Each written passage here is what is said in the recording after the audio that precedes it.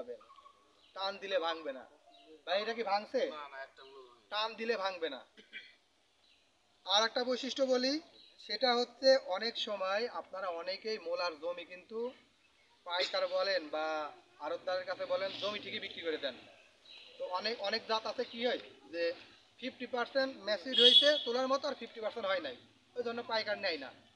তখন আপনাদের বাধ্য হয়ে কি করা লাগে, প্রতিদিন কামলা দিয়ে বা মানে আপনার শ্রমিক দিয়ে ওঠানো লাগে।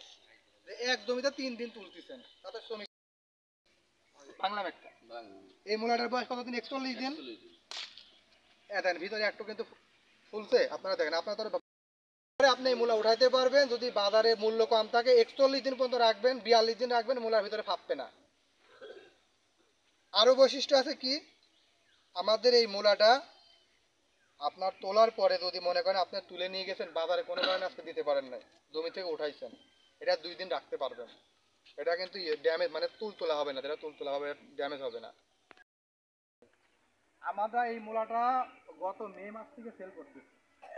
তার মানে অলরেডি এই ভাইয়ের মূলাটা মনে হয় চতুর্থ চাপান চলে না ভাই? আরো 3 বার উঠছে, অর্থাৎ মানে কি আরো আপনার 40 দিন করে ধরেন 120 দিন, 3.5 মাস আগে থেকে চাষ হচ্ছে। এটা বর্ষা